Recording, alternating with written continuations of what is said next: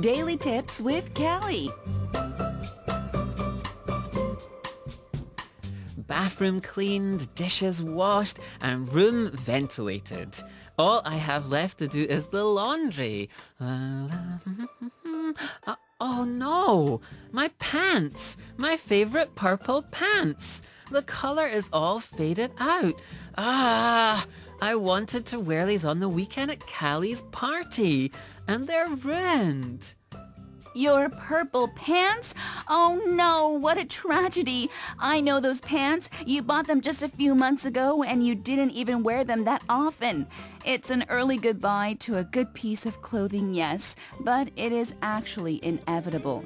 Clothes will eventually lose their original vivid colors, and before you know it, your lively purples, pinks, and yellows will look all dull and lifeless. But in order to prevent that, all you need is to add 2 secret ingredients to your laundry load.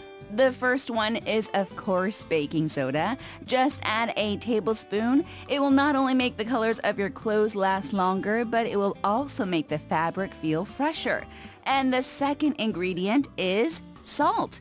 And this also works for rugs, towels, and anything that is machine washable.